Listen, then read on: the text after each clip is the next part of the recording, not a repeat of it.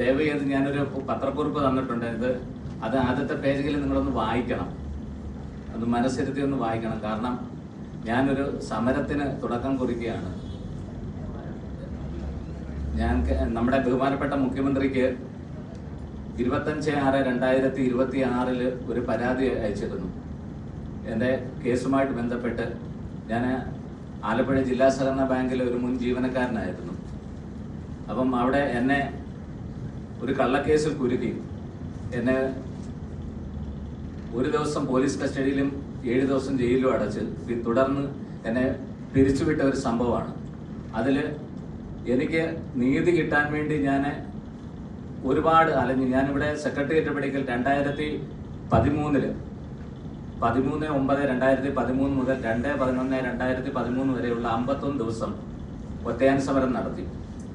അപ്പം ആദ്യം എൻ്റെ കേസ് പള്ളികുന്നം പോലീസ് അന്വേഷിച്ചു, പിന്നെ ആലപ്പുഴ ക്രൈം ഡിറ്റാച്ച്മെന്റുകാർ അന്വേഷിച്ചു, പിന്നെ ഞാനിവിടെ സമരത്തിന് വന്നപ്പോഴത്തേക്ക് ക്രൈംബ്രാഞ്ച് അന്വേഷിച്ചു. ഇവരെല്ലാം കള്ള കുറ്റപത്രം കൊടുക്കുകയായിരുന്നു.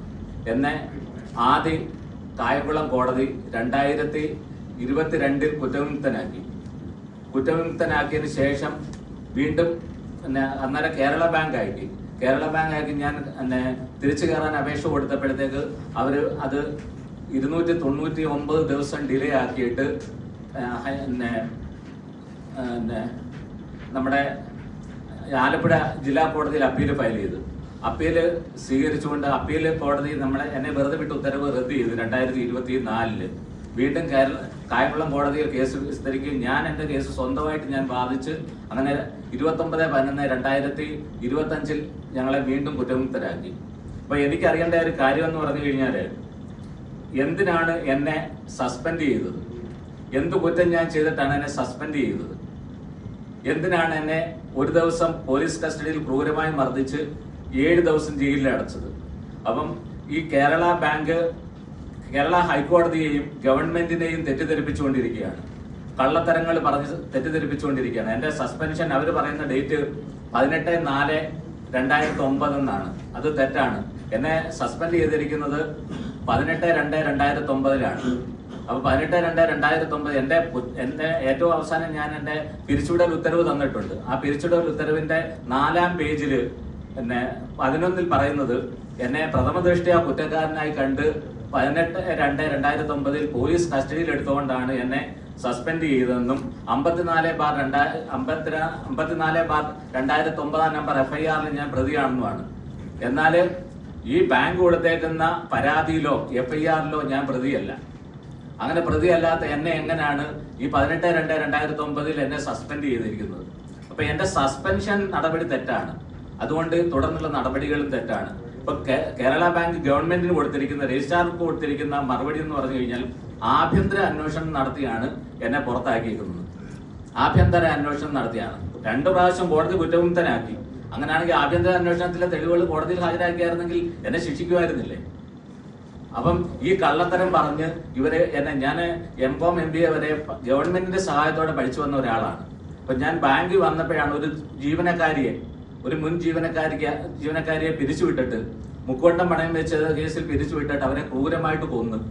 അവരെ കൊന്നിട്ട് ആ കേസ് ഇന്ന് വരെ ആദ്യം ലോക്കൽ പോലീസ് അന്വേഷിച്ചു, പിന്നെ ക്രൈംബ്രാഞ്ച് അന്വേഷിച്ചു. ഇന്ന് വരെ ആ കേസിന്റെ പ്രതികളെ പിടിച്ചിട്ടില്ല.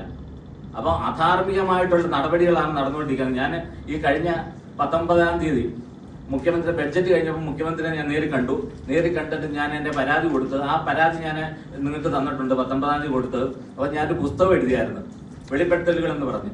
ഇത് ഞാൻ ഈ കാര്യങ്ങളെല്ലാം പറഞ്ഞിട്ടുണ്ട്, അത് മുഖ്യമന്ത്രിക്ക് കൊടുത്തിട്ടുമുണ്ട്. അപ്പം ബഹുമാനപ്പെട്ട മുഖ്യമന്ത്രി ഈ കാര്യങ്ങൾ ഞാൻ 24/6/2010 എന്നെ പിരിച്ചുവിട്ടത്.